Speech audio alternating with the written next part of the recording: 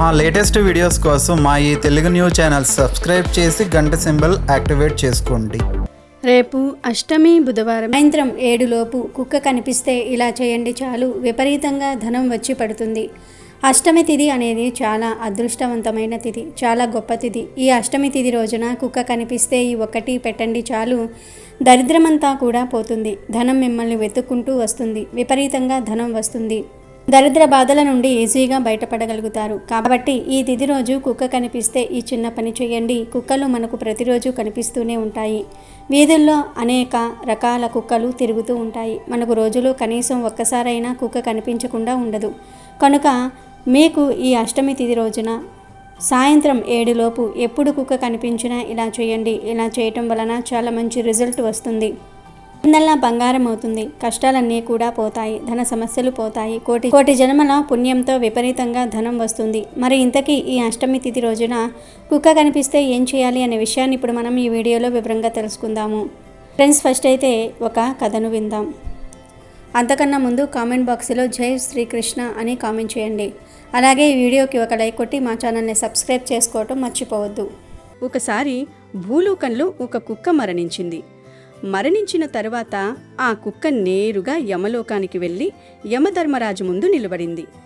యమధర్మరాజు ఆ కుక్కను చూసి చాలా ఆప్యాయంగా ఇలా అన్నాడు, నువ్వు భూలోకంలో ఒక కుక్కలాగా పుట్టినా కూడా ఎప్పుడూ ఏ మనిషిని అనవసరంగా బాధ పెట్టలేదు, ఎవరిని కరవలేదు, ఎవరిని భయపెట్టలేదు. వీటన్నింటికీ మించి నువ్వు నిన్ను పెంచుకున్న యజమాని పట్ల ఎంతో విశ్వాసంగా ప్రాణమిచ్చేంత నిజాయితీతో ఉన్నావు. ఇంతటి అద్భుతమైన విశ్వాసాన్ని, ప్రేమని ఈ కాలంలో మనుషులు కూడా చూపించలేకపోతున్నారు. నువ్వు భూలోకంలో చేసిన పనులకు, నీ నిజాయితీకి నేను చాలా సంతోషిస్తున్నాను. ఎవరైతే అంతటి విశ్వాసంతో ధర్మంగా ఉంటారో వారు నాకు అత్యంత ప్రియమైన వారు అవుతారు. అందుకే నాకేమనిపిస్తుందంటే నీకు ఇంకొక గొప్ప అవకాశాన్ని ఇవ్వాలి అని ఉంది. నిన్ను మళ్ళీ భూలోకానికి పంపిస్తాను. కానీ ఈసారి కుక్కలాగా కాదు, ఈ సర్వ సృష్టిలోని జీవరాశులలోకెల్లా అత్యంత శ్రేష్టమైన, ఉత్తమమైన మనిషి జన్మను నీకు ప్రసాదిస్తున్నాను. ఒక మనిషిగా భూలోకానికి వెళ్ళి అక్కడ మనుషులు అనుభవించే సకల భోగభాగ్యాలను, ఆనందాలను అనుభవించు అని వరమిచ్చాడు. కానీ యమధర్మరాజు చెప్పిన ఈ మాటలు విన్న ఆ కుక్క ముఖంలో అణువంత కూడా సంతోషం కనిపించలేదు.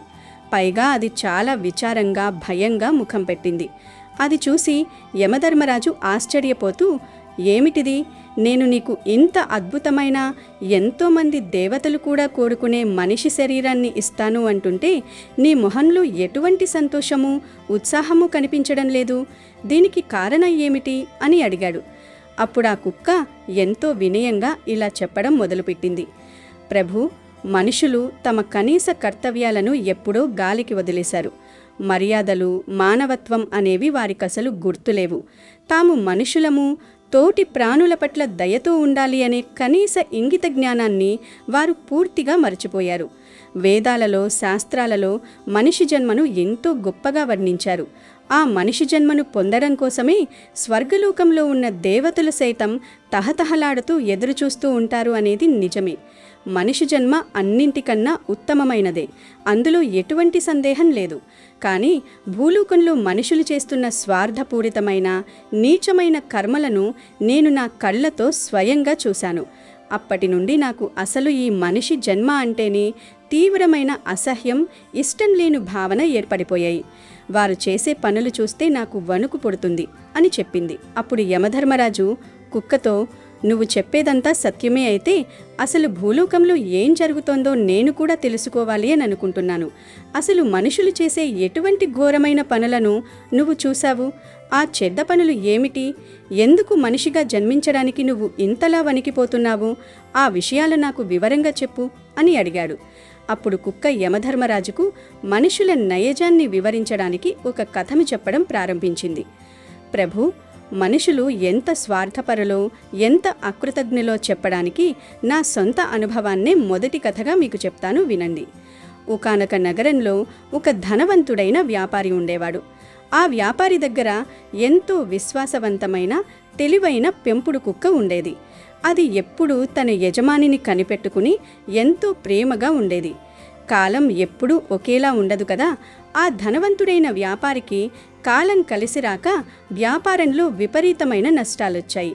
ఆ నష్టాల దెబ్బకి అతను పూర్తిగా పేదవాడైపోయాడు. కనీసం తినడానికి తిండి కూడా లేని దయనీయ పరిస్థితి ఏర్పడింది. ఆ స్థితిలో తన ప్రాణప్రదమైన కుక్కకు భోజనం కూడా పెట్టలేక, డబ్బుల కోసం వేరే దారి లేక అతను తన తోటి స్నేహితుడైన మరో వ్యాపారి దగ్గరకు వెళ్ళాడు. తన కుక్కను ఆ స్నేహితుడి దగ్గర తాకట్టు పెట్టి అప్పుగా 5,000 రూపాయలు తీసుకున్నాడు. మిత్రమా, నేను వ్యాపారం చేసి ఎప్పుడైతే నీ అప్పును వడ్డీతో సహా తీరుస్తానో అప్పుడు వచ్చి నా కుక్కను తిరిగి తీసుకెళ్తాను అని కన్నీళ్లతో చెప్పి కుక్కను అక్కడే వదిలేసి తను ఇంటికి వచ్చేశాడు. ఆ డబ్బులతో అతను ఒక చిన్న కొత్త వ్యాపారాన్ని ప్రారంభించి కష్టపడసాగాడు.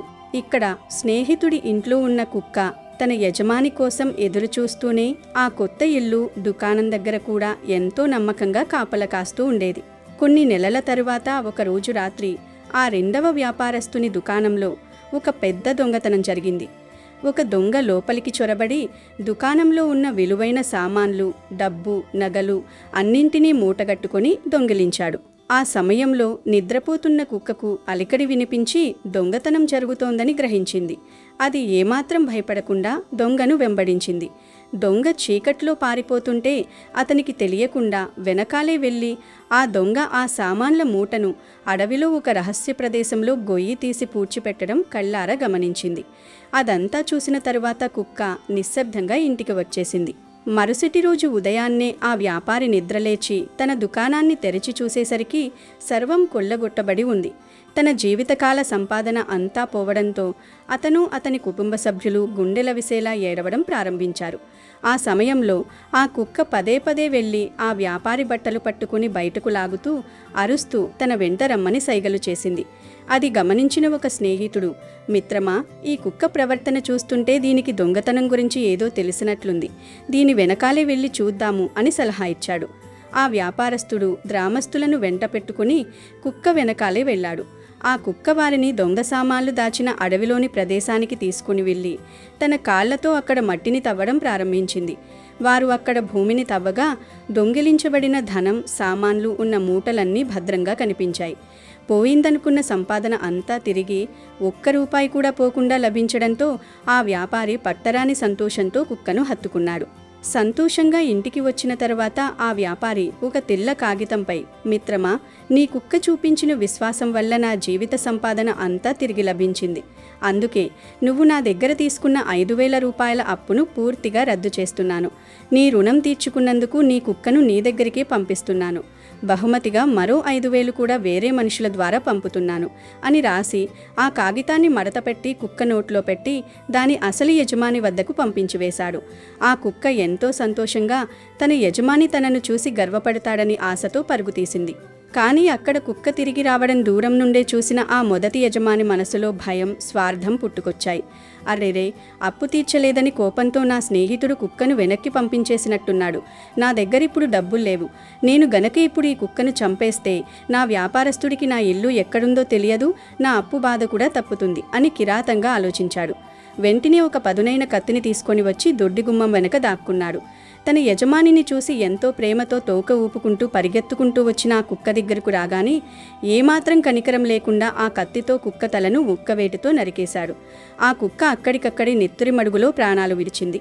కుక్క చనిపోయిన తర్వాత దాని నోటి నుండి ఆ కాగితం కింద పడింది.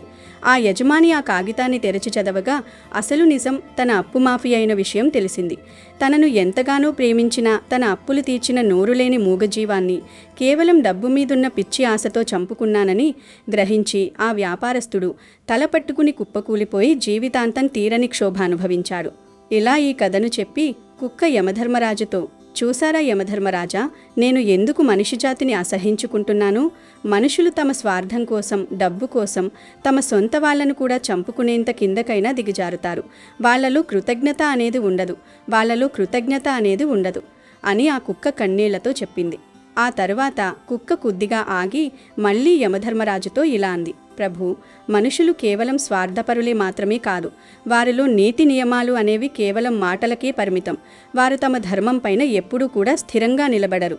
వారికి ఎదురుగా ఏదైనా మంచి విలువైన వస్తువులు కనిపించినా, అందమైన స్త్రీలు కనిపించినా, ధనపిచ్చి పట్టుకున్నా వెంటనే వారు తమ నియమాలను, కట్టుబాట్లను, భక్తిని అన్నీ పక్కన పెడతారు.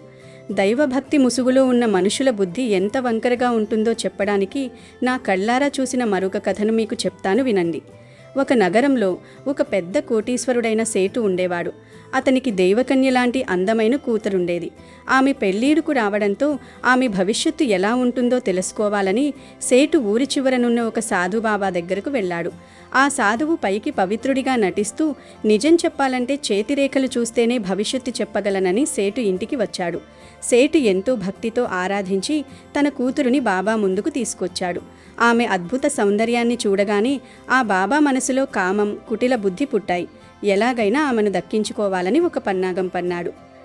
బాబా ఒక్కసారిగా గట్టిగా ఏడవడం ప్రారంభించి, నీ కూతురు సాక్షాత్తు ఒక మహమ్మారి. ఈమె వల్ల నీ వంశం నాశనమై నీ ప్రాణాలకే ముప్పు వస్తుంది అని సేటును భయపెట్టాడు. ప్రాణభయంతో వణికిపోయిన సేటు దీనికి పరిహారం అడగదా ఈమెను ఒక పెద్ద చెక్క పెట్టెలో బంధించి దానిపై దీపం పెట్టి నదిలో వదిలేయి. ఆ పెట్టెను ఎవరైతే తెరుస్తారో ఆ శాపం వాళ్ళకి తగులుతుంది అని అబద్ధం చెప్పి బాబా ఆశ్రమానికి వెళ్ళిపోయాడు. తన పథకం ప్రకారం నదిలో కొట్టుకు వచ్చే ఆ పెట్టెను పట్టుకొని అందమైన అమ్మాయిని తన సొంతం చేసుకోవాలని బాబా తన శిష్యులను నది ఒడ్డున కాపు ఉంచాడు. సేటు ఏడుస్తూనే తన కూతుర్ని పెట్టెలో పెట్టి నదిలో వదిలేశాడు. కానీ విధిరాత మరోలా ఉంది. పొరుగు రాజ్యపు రాజకుమారుడు వేటకు వచ్చి నదిలో దీపం వెలుగుతూ వస్తున్న పెట్టెను చూసి సైనికులతో బయటకు తీయించాడు. పెట్ట తెరవగా అందులో ఉన్న అందమైన అమ్మాయిని చూసి ఎవరూ కుట్ర చేశారని గ్రహించాడు. ఆమెకు స్పృహ తెప్పించి జరిగిన వృత్తాంతం తెలుసుకొని ఆమెను పెళ్లి చేసుకుంటానని మాట ఇచ్చాడు. ఆ తర్వాత రాజకుమారుడు తాను వేటాడిన ఒక క్రూరమైన అడవి పందిని ఆ పెట్టెలో బంధించి మళ్లీ దీపం వెలిగించి నదిలో వదిలేశాడు. కొంత దూరం వెళ్ళాక సాధుబాబా శిష్యులు ఆ పెట్టెను పట్టుకొని బాబా కుటీరంలో పెట్టారు. బాబా శిష్యులతో, నేను లోపల ఏకాంతంగా పూజ చేస్తాను. నేను ఎంత భయంకరంగా అరిచినా, ప్రాణాలు పోతున్నాయని కేకలు వేసినా తలుపులు అస్సలు తీయవద్దు అని ఖచ్చితంగా ఆదేశించి బయట నుండి గడియ పెట్టించి లోపలికి వెళ్ళాడు. ఎంతో ఆత్రంగా బాబా పెట్టె తెరవగా అందులో నుండి కరుకు కూరల అడవి పంది ఒక్కసారిగా బయటకు వచ్చి అతనిపై దాడి చేసింది. బాబా భయంతో, నన్ను పంది చంపేస్తోంది, తలుపులు తీయండి అని గట్టిగా అరిచాడు. కానీ బయట ఉన్న శిష్యులు అది గురువుగారి మంత్రసాధన అనుకుని తలుపులు తీయలేదు. లోపల ఆ పంది బాబాని కుమ్మి కురికి కిరాతకంగా చంపేసింది. కాసేపటికి శబ్దాలాగిపోవడంతో శిష్యులు తలుపు తీసి చూడగా బాబా రక్తపు మడుగులో విగతిజీవిగా పడి ఉన్నాడు. దురాశ, కామంతో పన్నగం పన్నిన కామాంధుడికి తగిన శాస్తి జరిగింది. ఇలా కథ చెప్పిన కుక్క, చూసారా యమధర్మరాజా, పవిత్రమైన సాధువు వేషంలో ఉన్న ఆ కామాంధుడు తన మరణానికి తానే కారణమయ్యాడు. ఆ పిచ్చి సేటు ఎంత నమ్మకంతో, భక్తితో ఆ సాధుబాబాని సహాయం అడిగాడు. కానీ ఆ సాధుబాబా కామం కళ్ళు కప్పి ఆ ధనవంతుడికి ఎంత పెద్ద ద్రోహం, ఎంత చెడు చేయాలి అని కుట్ర పన్నాడు. దైవభక్తి ముసుగులో మనుషులు చేసే ఈ కామక్రీడలు, మోసాలు చూస్తుంటే ఈ మానవ శరీరాన్ని ధరించడానికి నాకు అస్సలు ఇష్టం లేదు అని కుక్క ఎంతో కోపంగా చెప్పింది. ఆ కుక్క చెప్పిన కథలన్నీ విన్న తర్వాత కుక్క చెప్పిన మాటలు నిజమైనని యమధర్మరాజుకు అర్థమైంది. కానీ సృష్టిలో మనుషులందరూ ఒకేలా ఉండరని, వాళ్లలో కూడా దైవాంశ సంభువులైన మంచివారుంటాలని కుక్కకు తెలియచెప్పాలని యమధర్మరాజు నిర్ణయించుకున్నాడు. అప్పుడు యమధర్మరాజు చిరునవ్వు నవ్వి ఆ కుక్కతో ఇలా అంటున్నాడు, నువ్వు చెప్పిందంతా ముమ్మాటికి సత్యమే. మనుషుల్లో చాలామంది కోరికలకు, స్వార్థానికి బానిసలైపోయారు. కానీ అందరి మనుషులు ఎప్పుడూ ఒకేలా ఉండరు. వారిలో ఎంతో దయ, జాలి, ఎదుటివారి కష్టాన్ని చూసి చెలించే మంచి మనుషులు కూడా ఎంతోమంది ఉన్నారు. నువ్వు ప్రపంచంలోని ఒకవైపుని చూశావు. ఇప్పుడు నేను మనుషుల మంచి మనసు గురించి ఒక చిన్న కథను చెప్తాను, శ్రద్ధలా విను అని యమధర్మరాజు కుక్కకు ఒక కథను చెప్పడం ప్రారంభించాడు.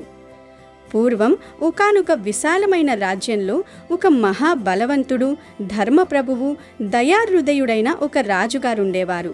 ఆ రాజుగారికి ఒక గొప్ప నియమం ఉండేది. ఆయన ప్రతిరోజు ఉదయాన్నే సూర్యోదయానికి ముందే లేచి స్నానాదులు ముగించుకుని తన రాజభవనం బయట వరుసలో నిలబడిన పేదవాళ్లకి, అభాగ్యులకి తన స్వహస్తాలతో కొంత బంగారాన్ని, ధనాన్ని ఉచితంగా పంచుతూ ఉండేవారు. ఆ రాజ్యంలోని ఎంతోమంది బీదవారు వచ్చి ఆ బంగారాన్ని తీసుకుని వెళ్ళి వాటితో తమకు కావలసిన భోజనాన్ని, బట్టలని కొనుక్కుంటూ రాజుగారిని వేనోళ్ల దీవిస్తూ సుఖంగా ఉండేవారు. ఆ విధంగా రాజు దానధర్మాలు చేస్తూ ఎంతో పుణ్యం మూటగట్టుకున్నారు. ఒకరోజు అర్ధరాత్రి పూట ఒక పేద రైతు రాజభవనం దగ్గరికి రహస్యంగా వచ్చాడు. ఆ రైతు మనసులో ఇలా అనుకున్నాడు, నేను ప్రతిరోజు ఉదయం వచ్చేసరికి ఇక్కడ పెద్ద వరుస ఉంటుంది. నాకు ఎప్పుడూ చివర్లో కొద్దిపాటి ధనమే దక్కుతుంది. అందుకే ఈ రోజు రాత్రే వచ్చి నేను ఉదయం వరకు ఇక్కడే కూర్చుని ఉన్నట్లయితే రాజుగారు రాగానే అందరికంటే మొదటివాడిగా నిలబడవచ్చు. అప్పుడు రాజుగారు నాకే మొదటిగా బంగారాన్ని ఇస్తారు. దానం మొదట్లో ఎప్పుడూ ఎక్కువగా ఇస్తారు కాబట్టి నాతో పాటు ఎక్కువ బంగారాన్ని తీసుకుని వెళ్ళవచ్చు. అప్పుడు ఒకేసారి నా ఈ దరిద్రం, పేదరికం అంతా కూడా శాశ్వతంగా తొలగిపోతుంది కదా అని ఆశపడ్డాడు. తను ఎవరికీ కనపడకుండా ఆ మహల్ ప్రధాన ద్వారం తలుపు పక్కనే మూలగా నక్కి కూర్చుని ఉన్నాడు. కానీ విధి వైపరీత్యం కొద్దీ అదే సమయంలో భవనంపైన పహారా కాస్తున్న రాజుగారి భటులు ఆ రైతును చీకట్లో దూరం నుండి గమనించారు. ఆ రైతు నక్కి నక్కి కూర్చుని ఉండడం చూసి వాడెవడో పెద్ద దొంగలాగా ఉన్నాడు అని భ్రమపడ్డారు. వాడు రాజుగారి మహల్లో ఆ రాత్రి దొంగతనం చేయడానికి వచ్చినట్లుగా ఉన్నాడు అని అనుకుని వెంటనే సైనికులు వెళ్లి ఆ రైతును బంధించి లాక్కుని వెళ్లి కారాగారంలో పడేశారు. పాపం ఆ రైతుకి ఏం జరుగుతుందో అర్థం కాలేదు.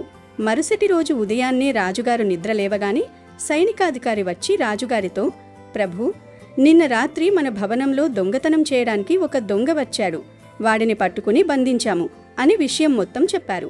దానికి రాజుగారు ఆశ్చర్యపోయి స్వయంగా కారాగారంలో ఉన్న ఆ రైతు దగ్గరికి వెళ్లి అసలు విషయమేమిటి అని దయతో అడిగారు. రాజుగారిలా అడుగుతున్నారు, పోయి నా రాజ్యంలో ఎవరికీ ఏ కష్టం రాకుండా చూసుకుంటున్నాను కదా, మరి నువ్వు నా మహల్లో దొంగతనం చేయడానికి ఎందుకు సాహసించావు? నీకేమైనా డబ్బు అవసరముంటే పొద్దున్నే నన్ను అడిగి ఉంటే నేను కాదనకుండా నీకు బంగారాన్ని ఇచ్చేవాణ్ణి కదా. ఆ బంగారంతో నువ్వు నీకు కావాల్సిన ఆహారాన్ని, బట్టల్ని సంతోషంగా కొనుక్కోవచ్చు కదా. ప్రాణాల మీదకు తెచ్చుకుని ఈ దొంగతనం ఎందుకు చేయాలి అని అనుకున్నావు అని ప్రేమగా అడిగారు. రాజుగారు ఆప్యాయంగా అడిగిన మాటలు విని ఆ రైతు కన్నీళ్లు పెట్టుకుంటూ ఇలా అంటున్నాడు, మహారాజా, నా ప్రాణం పోయినా నేను దొంగను కాను. నేనొక సామాన్యమైన రైతుని. విధి వకరించి చాలా భయంకరమైన పేదరికాన్ని అనుభవిస్తున్నాను. నాకిప్పుడు నా కుటుంబాన్ని పోషించడానికి ఎవరో ఒకరి ఆర్థిక సహాయం చాలా అవసరము. నేను ఒకానొకప్పుడు ఊర్లో చాలా పెద్ద రైతుని. అందరికీ అన్నం పెట్టే వ్యవసాయం, వ్యాపారం చేశాను. నా దగ్గర ఉన్నప్పుడు ఎన్నో దానాలు, పుణ్యాలు చేశాను. కానీ ప్రకృతి కన్నెర్ర చేయడం వల్ల పంటలు పోయి అనుకోకుండా ఈ దయనీయ పరిస్థితి వచ్చింది. మహారాజా, నన్ను నమ్మండి, నేను ఏ దొంగతనానికి రాలేదు. నేను నిన్న రాత్రి ఎందుకు వచ్చానంటే, నేను ఉదయాన్నే మీరు బయటికి వచ్చేసరికి దానం తీసుకునే లైన్లో అందరికంటే మొదటివాడిగా ఉన్నట్లయితే రాజుగారు నాకు ఎక్కువ బంగారాన్ని ఇస్తారు అనే ఆశతోనే వచ్చాను. నేను ఏదైతే చెప్తున్నానో అదంతా కూడా అక్షరాలా నిజమే అని ఏడుస్తూ తన దీనగాథను వివరించాడు. రైతు నిజాయితీగా చెప్పిన మాటలు విని రాజుగారి హృదయం కరిగిపోయింది. వెంటనే రాజుగారు తన సిపాయిలను పిలిచి ఆ రైతుని వదిలిపెట్టమని, అతనికి బేడీలు విప్పమని చెప్పారు. ఆ రైతు పట్ల ఎంతో సానుభూతి చూపిస్తూ రాజుగారు స్వయంగా ఆ రైతుకి 10 బంగారు నాణాలను కానుకగా ఇచ్చారు. తన పోగొట్టుకున్న జీవితాన్ని తిరిగి నిర్మించుకుని మంచిగా బ్రతకడానికి ఆ 10 బంగారు నాణాలను ఇచ్చి పంపించారు. ఆ రైతు రాజుగారి దయాగుడానికి పాదాభివందనం చేసి కృతజ్ఞతలు తెలిపి ఆ బంగారు నాణాలను తీసుకుని మహల్ నుండి వెళ్ళిపోయాడు. కానీ ఆశ్చర్యంగా ఆ రైతు ఆ 10 బంగారు నాణాలతో తృప్తి చెంది తన ఊరికి వెళ్ళిపోలేదు. తను ప్రతిరోజు రాత్రి చీకటి పడగానే మహల్ దగ్గరికి వచ్చి ఎవరికీ కనపడకుండా పడుకుని ఉదయం ఎప్పుడవుతుందా అని ఎదురుచూస్తూ ఉండేవాడు. ప్రతిరోజు ఉదయం రాజు దానం చేయడానికి రాగానే అందరికంటే ముందు వరుసలో నిలబడి ఉండేవాడు. రాజు ప్రతిరోజు అతన్ని చూస్తూ నవ్వుతూ అతనికి ఒక 10 బంగారు నాణాలను దానంగా ఇస్తున్నాడు. ఆ విధంగా చాలా నెలల పాటు ప్రతిరోజు ఆ రైతు వచ్చి 10 బంగారు నాణాలను తీసుకుని వెడుతున్నాడు. ఒకరోజు రాజుగారికి విపరీతమైన సందేహం వచ్చి ఆ రైతుని దగ్గరకు పిలిచి అడుగుతున్నారు, ఓయి రైతు, నేను నీకు ఎన్ని వందల బంగారు నాణాలు ఇచ్చినా కూడా నీకు ఇంకా తృప్తి తీరలేదా? ప్రతిరోజు నా మహల్కి ఎందుకు వస్తున్నావు? నాకు తెలిసి నేను ఇప్పటి వరకు నీకిచ్చిన బంగారంతో నీ పేదరికం పూర్తిగా తొలగిపోయి ఉంటుంది. నువ్వు ఇక జీవితంలో ఎప్పుడూ ఆకలితో ఉండవలసిన అవసరం లేదు. ఒక గొప్ప జమీందారులా బతకవచ్చు. అయినా ఇంకా ఎందుకు ఇలా ప్రతిరోజూ వస్తున్నావు అని ప్రశ్నించాడు. అప్పుడా రైతు 2 చేతులు జోడించి కన్నీళ్లతో ఇలా అంటున్నాడు, లేదు మహారాజా, నేను నా స్వార్థం కోసం ఈ ధనాన్ని తీసుకోవడం లేదు. నేను అచ్చం మీలాంటి గొప్ప దానకర్ణుణ్ణి అవ్వాలి అని అనుకుంటున్నాను అని అన్నాడు. అప్పుడు రాజు ఆశ్చర్యంగా అడుగుతున్నాడు, ఓహో, నువ్వు నా అంతటి వాడివై అయినట్లయితే నువ్వు కూడా నీ చుట్టుపక్కల ఉన్న పేదలకు ఈ విధంగా దానధర్మాలు చేస్తూ సహాయాన్ని చేయగలవా అని అడిగాడు. అప్పుడా రైతు ఎంతో చేతులు జోడించి దృఢ నిశ్చయంతో అంటున్నాడు, అవును మహారాజా, నేను కనుక మీలాగా ధనవంతుడినైనట్లయితే ఆ ధనంతో నా ఊరిలోనే కాదు, మన రాజ్యంలో ఉన్న పేదరికాన్ని మొత్తాన్ని కూడా సమూలంగా తొలగిస్తాను. ఎవరికీ ఏ కష్టం రాకుండా చూసుకుంటాను అని మాటిచ్చాడు. ఆ రైతు చెప్పిన నిస్వార్థమైన మాటలకు రాజు చాలా ప్రభావితం చెంది ఎంతో సంతోషించాడు. తనలాగా ఆలోచించే ఒక మంచి మనిషి తనకు దొరికాడని ఆనందపడ్డాడు. వెంటనే రాజుగారు తన మంత్రులను పిలిపించి శాసనం రాసి తన రాజ్యంలోని సగం రాజ్యాన్ని ఆ రైతుకి పాలించడానికి ఇచ్చేశారు. రాజు కోశాగారంలో ఉన్న సగం ధనాన్ని కూడా ఆ రైతుకే ఇచ్చేశారు. ఓ మిత్రమా, నువ్వు నాకు ఒక్క మాట ఇవ్వు. ఈ సగం రాజ్యంతో, ధనంతో నువ్వు ఎప్పుడూ ప్రజల కష్టసుఖాలు చూస్తూ అవసరమున్న ప్రతి ఒక్కరికీ సహాయకంగా ఉంటానని నాకు మాట ఇవ్వు అని అడిగారు. రాజుగారు అడిగిన మాటను శిరసావహించి ఆ రైతు అర్ధరాజ్యాన్ని, సగం ధనాన్ని ఎంతో బాధ్యతగా స్వీకరించాడు. ఆ రోజు నుండి ఆ రైతు తన పరిధిలోని ప్రజల కష్టాలన్నీ తీరుస్తూ ఎంతో దానధర్మాలు చేస్తూ మహారాజు నమ్మకాన్ని నిలబెట్టి ప్రజాదరణ పొందిన ఉత్తమ పాలకుడిగా కీర్తించబడ్డాడు. ఇలా కుక్కకు కథ వివరిస్తూ యమధర్మరాజు అంటున్నాడు, చూసావా ఓ మూగజీవి, అలా చాలా సంవత్సరాలు గడిచేసరికి ఆ రైతు తన తెలివితేటలతో, ధర్మబద్ధమైన పరిపాలనతో ఇంకా గొప్ప ధనవంతుడైపోయాడు. రాజుగారి దగ్గర నుండి పొందిన ధనం ద్వారా తను వ్యవసాయాన్ని, వ్యాపారాన్ని అభివృద్ధి చేసి ఇంకా చాలా ధనాన్ని సంపాదించాడు. కానీ అతను తన గతాన్ని మర్చిపోలేదు. రాజుగారి కంటే ఎక్కువగా ఇంకా ఎంతో ఉదారంగా తన రాజ్యంలోని పేదవారికి ధనాన్ని, భూములను పంచడం ప్రారంభించాడు. ప్రతి ఒక్కరికి ఉపాధి కల్పించాడు. రాజుగారు ఆ రైతు చేస్తున్న ఈ మహాకార్యాల గురించి విని అతని కీర్తి ప్రతిష్టలను చూసి చాలా సంతోషించారు. తన మనసులో ఇలా అనుకున్నాడు, తనకి కూడా నాలాగే ఎదుటి వాళ్ళకి సహాయం చేయడంలోనే ఈ జీవితంలో నిజమైన సంతోషం దాగి ఉందన్న విషయం బాగా అర్థం చేసుకున్నాడు. అందుకే కదా కష్టపడి సంపాదించిన ధనాన్ని అవసరమైన వారికి ఇంత ఉదారంగా పంచుతున్నాడు అని మురిసిపోయాడు. ఆ తరువాత ఆ రాజుగారు, ఆ రైతులిద్దరూ అన్నదమ్ముల్లా కలిసి ఆ విశాల రాజ్యంలో ఉన్న మొత్తం పేదరికమంతటినీ కూడా శాశ్వతంగా తొలగించారు. ఆ రాజ్యంలోని ప్రజలందరూ కూడా కరువు కాటకాలు లేకుండా చాలా సంతోషంగా జీవిస్తూ ఉన్నారు. చూసావా కుక్క, ఈ విధంగా ఈ ప్రపంచంలో కేవలం స్వార్థపరులు మాత్రమే కాదు, ఇతరుల కోసం ప్రాణాలిచ్చే మంచివాళ్లు కూడా ఉన్నారు. నువ్వు భూలోకంలో కేవలం చెడ్డవాళ్లను మాత్రమే చూసి ఈ విధంగా ప్రపంచమంతా చెడ్డది అని మాట్లాడుతూ ఉన్నావు. ఎవరు ఎటువంటి కర్మలను చేస్తారో, వాళ్ల మనసు ఎలా ఉంటుందో దాని ఆధారంగానే వారికి ఈ సృష్టిలో ఫలితాలు అనేవి లభిస్తాయి అని యమధర్మరాజు మనుషుల గురించి గొప్పగా చెప్పాడు. కనుక ఓ శ్వానమా, మనుషులు స్వార్థపరులే అయినా వాళ్లల్లో కూడా తమ తప్పులను తెలుసుకుని ప్రకృతితో మమేకమై జీవించే గొప్ప జ్ఞానం దాగి ఉంది. వారి చేతుల్లోనే సృష్టిని కాపాడే శక్తి ఉంది. అందరూ ఒకేలా ఉండరు అని యముడు కుక్కకు వివరంగా చెప్పాడు. ఈ విధంగా యమధర్మరాజు చెప్పిన జ్ఞానబోధ, సృష్టి ధర్మం విన్న తరువాత ఆ కుక్క యొక్క మనసులోని భయాలన్నీ తొలగిపోయాయి. యమధర్మరాజు మాటలకు కుక్క చాలా ప్రసన్నతను చెందింది. మనుషుల గురించి తనకున్న ద్వేషాన్ని వదిలేసింది. అప్పుడు యమధర్మరాజు చిరునవ్వుతో, నీ నిజాయితీకి, ఇప్పుడు నువ్వు పొందిన ఈ అద్భుతమైన జ్ఞానానికి మెచ్చి నేను నీకు భూలోకంలో మానవ జన్మ కన్నా కూడా గొప్పదైన అత్యంత దివ్యమైన దేవతా రూపాన్ని ప్రసాదిస్తున్నాను. నువ్వు స్వర్గంలో దేవతలలో ఒకడిగా ఉంటూ సకల ఆనందాలను అనుభవించు అని వరమిచ్చాడు.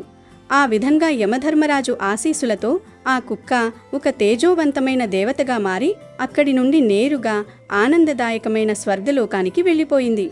కాబట్టి కుక్క స్త్రీ పురుషుల మనస్తత్వాల గురించి, అంటే మనుషుల గురించి చెప్పిన ఈ కథలను ఒక్కసారి విన్నా చాలు, అజ్ఞానం పోతుంది, పేదరికం పోతుంది, అష్ట ఐశ్వర్యాలు సిద్ధిస్తాయి. ఇక వీడియోలోకి వస్తే, కుక్క చాలా శక్తివంతమైన జంతువు. కుక్కను కాలభైరవుడిగా భావిస్తూ ఉంటారు. కాలభైరవుడికి ఇష్టమైన తిథి అష్టమి కాబట్టి అష్టమి రోజున కుక్క కనిపిస్తే తప్పనిసరిగా ఇలా చేయాలి. కుక్కలు అతీత శక్తులు కలిగి ఉంటాయి. కుక్కలకు దయ్యాలు, భూతాలు, ప్రేతాలు, పిశాచాలు కనిపిస్తాయి. కుక్క చాలా మంచి జంతువు. కుక్కకు ప్రతిరోజు అన్నం పెడితే అది మన ఇంటికి కాపలాగా ఉంటుంది. కంటికి కనిపించే వాటి నుండే కాదు, కంటికి కనిపించిన వాటి నుండి కూడా మన ఇంటిని రక్షిస్తుంది. అంటే భూత ప్రేతాలు, దయ్యాలు మన ఇంట్లోకి రాకుండా కూడా కుక్కలు అడ్డుకుంటూ ఉంటాయి. కనుక ఎప్పటికప్పుడు వీధి కుక్కలకు ఆహారం పెడుతూ ఉండాలి. మనిషి చెమటను చూసి ఆ మనిషికి ఎటువంటి ఇబ్బంది ఉంది అనే విషయాన్ని కుక్కలు పసిగట్టేస్తాయి. అంతేకాదు మనుషులకు ఉండే అనారోగ్యాలన్నీ కూడా కుక్కలు లాగేసుకుంటూ ఉంటాయి. కుక్కలను పెంచుకుంటే కలిగే పెద్ద లాభం ఇదే. ఎవరైతే ఇంట్లో కుక్కను పెంచుతారో ఆ ఇంటి యజమానికి ఆరోగ్యం పాడైతే కుక్కలు అనారోగ్యాన్ని తాము తీసుకొని యజమానికి మంచి ఆరోగ్యం వచ్చేలాగా చేస్తాయి. ఇలాంటి విశిష్టతలు కుక్కలకు ఎన్నో ఉన్నాయి. కనుక మీకు ఈ అష్టమి తిథి రోజున సాయంత్రం 7 లోపు ఏ సమయంలో కుక్క కనిపించినా ఆ కుక్కకు మినుములతో చేసిన పదార్థాలను ఆహారంగా పెట్టండి. అంటే గారెలు కానీ, అట్టు కానీ, ఇడ్లీ కానీ, పునుగులు కానీ, దిబ్బ రొట్టె కానీ ఇలా మినుములతో చేసిన ఏ పదార్థాన్ని వేసినా దరిద్రాలు పోతాయి. ఒకవేళ మీకు మినుములతో చేసిన పదార్థాలు అందుబాటులో లేకపోతే శనగపిండితో చేసిన పదార్థాలు కూడా వేయవచ్చు. అంటే చెక్కలు, చకోడీలు, బజ్జీలు, కారపూస ఇలాంటి స్నాక్స్ ఉంటాయి కదా, అవి అయినా సరే వేయవచ్చు. మినుములతో చేసిన పదార్థాలు కానీ, శనగపిండితో చేసిన పదార్థాలు కానీ కుక్కకు వేసి కుక్క ఆ పదార్థాలు తినే సమయంలో ఓం కాలభైరవాయ నమః అనే మంత్రాన్ని 11 సార్లు పఠించండి చాలు. ఈ చిన్న పనిని చేస్తే మీకు ఉండే దరిద్రాలన్నీ కూడా వదిలిపోతాయి, కష్టాలన్నీ కూడా పోతాయి, పట్టిందల్లా బంగారం అవుతుంది, ధన ద్వారాలు తెరుచుకుంటాయి, ధన సంపాదన పెరుగుతుంది, విపరీతంగా ధనం వస్తుంది, మీకు తిరగనేదే ఉండదు, మహాపుణ్యం వస్తుంది. చక్కగా అష్టమి రోజు కుక్కకు ఇది ఒక్కటి పెడితే చాలు, చాలా చాలా అద్భుతమైన ఫలితం వస్తుంది. మనకు ఉండే అనేక రకాల సమస్యల నుంచి మనం బయటపడగలుగుతాము. అష్టైశ్వర్యాలు సిద్ధిస్తాయి, దరిద్రం మొత్తం కూడా పోతుంది. కొంతమంది కుక్కలు పెంచుకుంటారు. వీధిలో చాలా కుక్కలు తిరుగుతూ ఉంటాయి. వీధి కుక్కలు కూడా కొన్ని మనతో మంచిగానే ఉంటాయి. ఇంట్లో పెంచే కుక్కలకు కాకుండా వీధి కుక్కలకు ఈరోజు మనం ఇది ఒక్కటి పెట్టడం వల్ల చాలా మంచి రిజల్ట్ అనేది వస్తుంది. నిజానికి కుక్కలు ఎవరిని ఏమీ అనవు. మనం వాటిని కదిపితేనే, మనం వాటిని ఏమైనా అంటేనే అవి మన జోలికి వస్తాయి. లేకపోతే అవి ఎవరిని ఏమీ అనవు. కుక్కలు మంచి విశ్వాసాన్ని కలిగి ఉంటాయి. కుక్కకు చెడును గ్రహించే శక్తి కూడా ఉంటుంది. కాబట్టి ఈ తిథి రోజు మర్చిపోకుండా కుక్కకు ఇది ఒక్కటి పెట్టండి. అలా పెట్టడం వల్ల సకల దేవతలు మిమ్మల్ని అనుగ్రహిస్తారు, మీకు కావలసినంత ఐశ్వర్యాన్ని ఇస్తారు, మీ సుడిని తిప్పేస్తారు. కాబట్టి ఈ పనిని చేయటం వల్ల చాలా మంచి రిజల్ట్ అనేది వస్తుంది, చాలా పుణ్యం కూడా వస్తుంది. అష్టమి రోజు వీధి కుక్కలు ఉంటాయి కదా, అలాంటి వీధి కుక్కలు కనిపించినప్పుడు ఇది ఒక్కటి పెట్టండి. అలా పెడితే మీ కష్టాలు పోయి మీకు అంతా కూడా మంచి జరుగుతుంది. అష్టైశ్వర్యాలు ప్రాప్తిస్తాయి, అద్భుతమైన ఫలితాలు వస్తాయి. అద్భుతమైన ఫలితాలతో మీ జీవితం అనేది మారిపోతుంది. సాయంత్రం 7 లోపే ఈ పరిహారం చేయాలి, తర్వాత చేయకూడదు. చేసినా ఏమీ అవ్వదు. అంటే 7 లోపు చేస్తే పూర్తి ఫలితం వస్తుంది, 7 తర్వాత చేస్తే 70% ఫలితం మాత్రమే వస్తుంది. కనుక ఈ విషయాన్ని గుర్తుపెట్టుకొని మీరు కూడా రేపు అష్టమి తిథి రోజు కుక్క కనిపిస్తే ఇలా చేసి శుభ ఫలితాలను పొంది సంతోషంగా జీవించండి. వీడియో నచ్చితే లైక్ చేయండి, షేర్ చేయండి, బట్ సబ్స్క్రైబ్ చేసుకోవడం మర్చిపోవద్దు.